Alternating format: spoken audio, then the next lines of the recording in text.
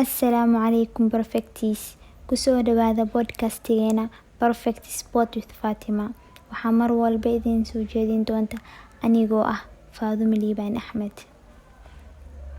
Waxaa jirta su'aalo badan oo aan mar walba isweydiino oo haddana aan jawaab u haynin. Waxyaalo badan oo nolosheena ka dhaca sababta u dhacaan. Maxaa qaldan, maxaa saxan, wax walba oo nolosheena ka dhaca ma wax Eebbe Subxaanahu wa Tacaala agtiisa ka qoran oo anaga aanan lug ku lahayn miya, mise wax walba oo nolosheena ka dhaca qayb ayaa ka nahani waxaas inay dhacaan lug ayaa ku leenahay. Adduunka aan arkayna waxay ku dhisan tahay shuruuc ama sunan sidoo Eebbe Subxaanahu wa Tacaala Qur'aanka ku dhahay. Shuruucdaas way fara badan yihiin. Shuruucdaas waa shuruuc fara badan. Eebbe Subxaanahu wa Tacaala wuxuu ogolaaday bini'aadanka qayb ka mid ah inay ogaadaan sidoo sharcigaas u shaqeeyo iyo sida uu isticmaal lahaayeen. Qayb ka mid ahna wali Ilaahay Subxaanahu wa Tacaala dadka muusan barin shuruucdaaseeti. Shuruucdaas dhammaan waxay ka wada siman yihiin 3 shay. Shayga koowaad waxaa waaye inay yihiin shuruuc go'an oo aan weligood isbedeleynin. Sida hal lagu daro hal waxay la mid tahay 2. Lagama yaabo in hal lagu daro hal ay la mid noqoto 3 ama 4. Waa shuruuc go'an oo aan weligood isbedeleynin waxana aan saameyneynin. Shayga labaad ee ka wada siman yihiin shuruucdaas waxaa waaye inay tahay shuruuc guud oo dadka dhan ka wada dhaxeeyo oo dawlad qaas ah ama dad qaas ah aysan ku xirnayn. Qofka rabta ahaw, madow ahaw, cadaan ahaw, qof weyn ahaw, cunug yar ahaw, taajir, faqiir, muslim ahaw ama diin kale aaminsanaaw. Waxaa rabtid ahaw sharcigaas wuu ku qabanaa. Tan saddexaad waxaa waaye inay tahay shuruuc oo joogteen ah. Shuruuc weligood soo jireen oo maalinta adduunka la abuuray jiray ilaa maalinta adduunku ka dhamaana uu jiri doono.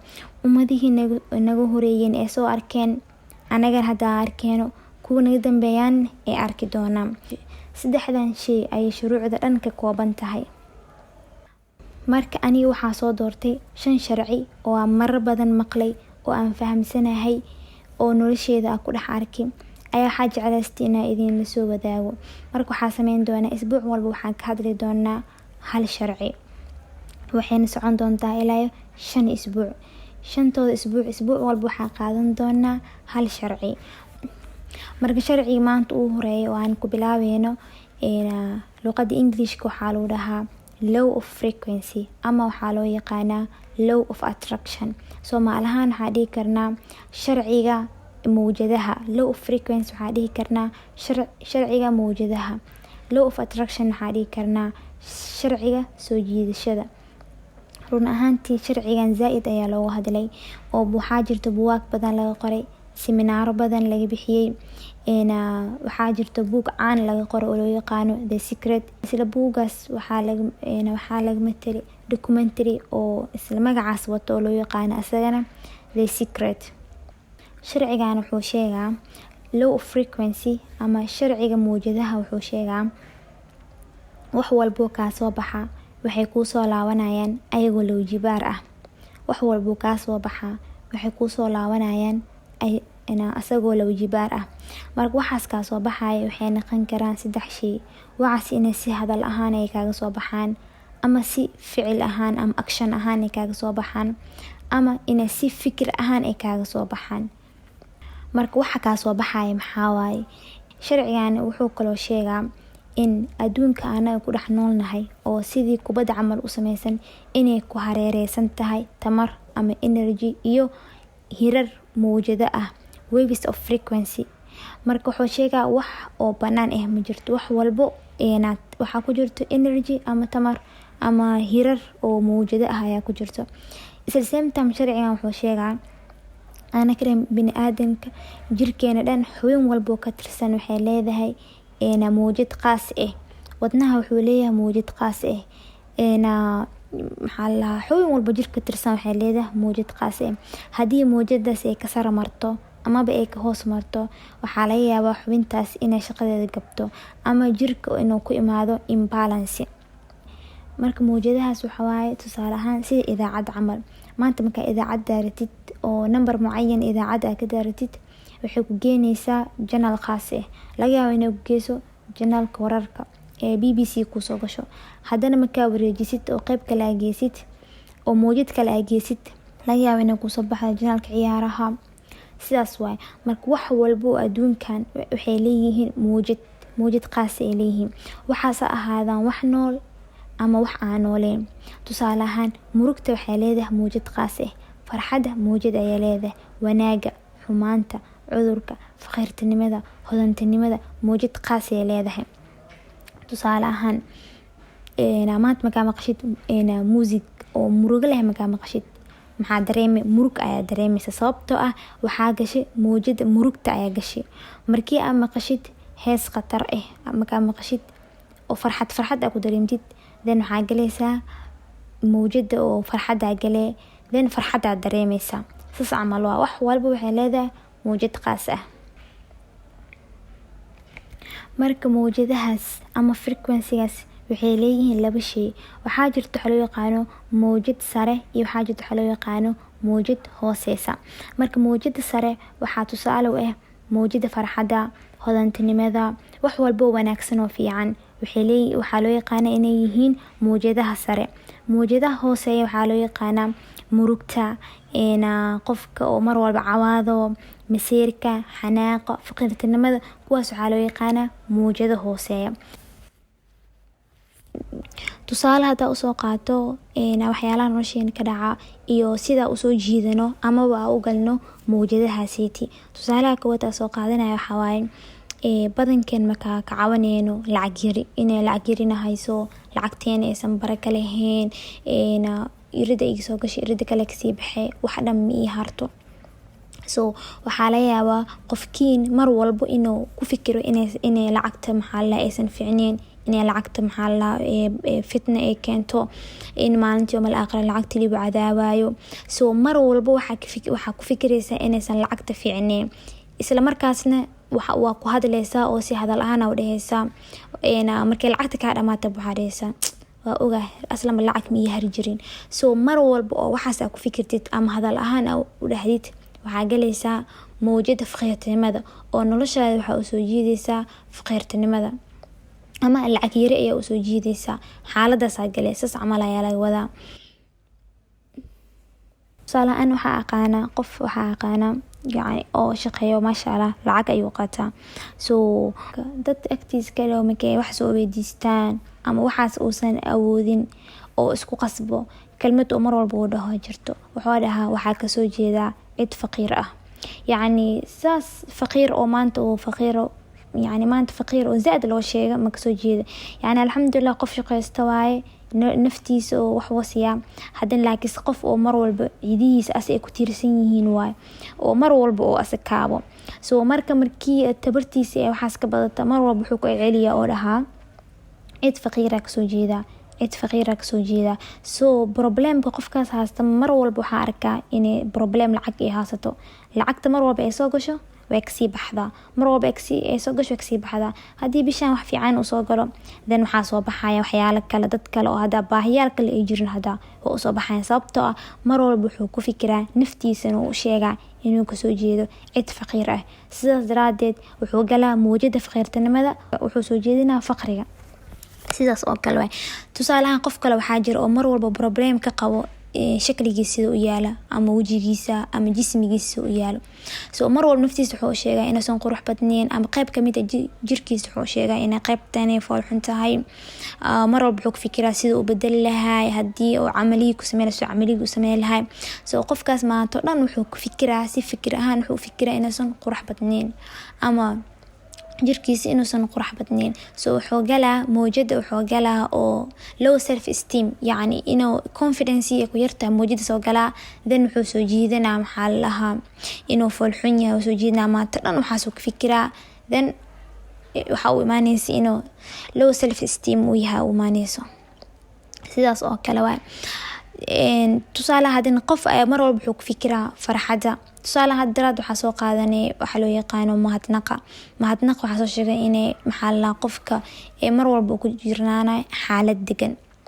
so mar walba mahad celisid, dhahday alxamdulillah waxaan haystaa حادريسا إن تهي محلها قف فرحسن وحو إلاسي ومهد علناي وحالة دقنا كجرتا ذن وحاكو إيمانيسا حالة دقنان هلي ذن وحا هليسا wax walbo ahaasidid inay kula wajibaarmaan oo Ilaahay ku barakeeyo sidaas waa marka su'aal waxa isweydiisaa wax walbo noloshaada ku jiro oo adiga maxaa la markaaseeti aadan ku qanacsaneyn maxaa sameysaa waxaas ma fikir ahaan ama roob u fikirtaa ma roob ma ka cawaada waxa dhahdaa ani waa nasiib xumahay ibidkee nasiib ma heli waxa soo jiidanaysa nasiib darada waxyaalaha aan mar walba yaab igu dilo waxa kamid ah tusaalahan dadka igu dhow ma ka eediyaan inaan Faadumo aabaha waxa dhaa aabiye wadanka ma joogo okay xiraan intuu joogo waxa dhaa Mareykanka joogo okay xiraan oo meesha maxaa ka haysaa wadanka fursad ma jirto wadanka awaara ka jirto wadanka lacag la'aan ka jirto marka waxa dhaa ani wadanka lacag la'aanta u jeedi fursad la'aanta jirta oo sheegtiin mu jeedi qofkaasiti mar walba wuxuu ku celcelinaa maxaa la wadankeen xamar inay dhaqaale la'aan ka jirto inay fursad la'aan ka jirto inay tahay meel oo istaashi in laga cararo wadamo kale la tago yani xal u la'aan haduu aabiye Mareykanka jir lahayn inta wasi joog lahayn waa ka tag lahayn qofkaasi muxuu soo jiidanaa fursad la'aan oo soo jiidanaa faqri ay soo jiidanaa yani hadii hada fursado badan oo agti soo maraa waxa la yahay fursadaas inuusan arkin because of wuxuu ku jiraa muujada faqriga ku jiraa ma laga yaabo asoo muujada faqriga ku jiro inuu arko muujadaha sarsare fursad wanaag iyo waxaas inuu arko ma laga yaabo because of already maskaxdiisa wuxuu sheegaa oo mar walba oo asoo ku hadlaa inay maxaa la faqri ay jirto inaysan fursad jirin inay lacagta fitna keento in oo maxaa la wax walba xun oo fikiro muujadaas oo gala saas camal waa wax walba wanaagsan muujad wanaag ay leedahay marka qaanuunkan wuxuu noo sheegaa in anaga maxaa la leenahay awood in wax doorano sababtoo Ilaahay subhanahu wa ta'ala xayawaanaadka wuxuu nagu duubay in anaga leenahay awood in wax ku doorano choice ka anaga iska leh marka maadaama ay jiraan muujado kala duwan wax walba ay muujad leeyihiin waxaad go'aan u leedahay inaad dooratid muujada oo adiga ku haboon marka sharciga wuxuu ku sheegaa wax walba oo noloshaada wanaag ku jiro inaad yani Ilaahay subhanahu wa ta'ala markii laga soo tago inay tahay wax adiga markaas aad soo jiidatay ama hadal wanaag ama fikir wanaag wax walba oo noloshaada ka qaldan oo ku jiro ama problem walba noloshaada oo ka haasto inay tahay wax adiga aad soo jiidatay ama waxaas inaad si xumaan u fikirtay ama xumaan aad ka aaminsan tahay dan xaayna muujadaas gale dan waa soo jiidanay saas waa marka maadaama aad maxaa la leedahay awood inaad wax ku dooratid isku day wax walba oo fiican noloshaada ku jirto ama wax walba adiga markaas caqabad ku ama aad soo horjeedid in aad bedeshid maxaa la wax wanaag mar walba waxaas aad ku fikirtid tusaalaha hada lacagta soo qaadano ama fursada soo qaadano ana dhahday wadanka fursad ma ka jiro oo maskaxda mar walba ama caqabad ku soo wajahdo mujada wadanka fursad ma ka jiro fikradaas ay ku soo dhacay isku day inaad fikradaas aad istaajis maya wadanka fursada ka jirto insha Allah fursad waa helaa wadanka fursad ayaa ka jirto mar walba inaad wax xasuusisid mar walba maskaxda markay ku soo dhacdo wax oo cagsi waxa wanaaga cagsiis markay ku soo dhacdo ama is aragtid adoo waxaas ku hadlaysid isku day inaad fikradaas joojisid ama hadalkaas aad joojisid cagsigiis aad sheegtid ka bacdeen muujada wanaaga gale ama muujada waxaas ay araadinaysid oo fiican gale waxaas soo jiidanaysa marka sharcigan sharci muhiim waaye marka waxa sameeynaa maanta wixii ka bilaada noloshaada waa controleysa sida u fikirtida fiirinaysa waxyaalaha asmeesida fiirinaysa oga wax walba aad sameeysid in saameyn ku leedahay wax walba oo nolosha ku jira in adiga qayb ka tahay oo adiga aad dooratay maanta daawananka iyo aad ku nooshahay oga wanaagaasiti iyo noloshaas degan inaad dooratay hada oo waxyaalo qaldan noloshaada ku jiraan ama caqabado ama meelo markaasiti aad iska bedel lahayd oga waxaas inaad dooratay soo dib ugu laaw fikir waxyaalaha sameey maxaa okay sheegaanid sida maxaa ka aaminsanahay sida uu fikira waxa ma ka maqal maxaa igu soo dhaco waxaas agsiisada ku soo dhaco isku day inaad maxaa la u bedeshidid waxa wanaaga nolosha insha Allah waxa soo jiidan doonta wax walba oo wanaag maanta mawduucan insha Allah meesha ku egyahay insha Allah waxa idin rajeynaa nolol wanaagsan challenge-gii oo ahay gratitude-ka still waxa soo dhigaa channel-keena oo perfect sport with Fatima TikTok waxa maruna xilqada 6 sida hore idinkugu sheegay mar anaa soo jeediyo mar gabar asxaabna anaa soo jeediyay Ramla idan TikTok leedahay TikTok soo dhigtaa waxaa loo yaqaan Arbis dib ugu laabta TikTok taga ilaa hadda waxaa ka hadalnay 6 nimco nimco walbo waxaa sheegnay sababaha ay nimcadaas Ilaah uu mahad celinayno marka waxaa la yaabaa inay ku saacidaan fahamtid nimcada waxaa la yaabaa inay haysatid granted ahaan oo haysatid aadan ogeyn nimcadan faa'iidooyinka badan ee noloshaada kugu jirto marka waxaa ka baranaysiin tekniiga oo mahadnaqa isbuuc soo dhaafay waxaa ka hadalnay inaa mahadnaq buugoon u sameysatid wax walba Ilaah uu mahad celinaysid qortid anaga had sabab sheegnay waxaa la yaabaa sababaha sabab kale ka badan inay haysatid sababaha khaaska ah inaa qortid waajib ma aha sababaha anaga sheegnay inaa qortid just waxaa ku tusin wana bas inaa fahamtid nimcadaaniti iyo sababaha aad Ilaahay ugu mahad celinaysid insha Allah waxa idin dhaafaa khair maca salaama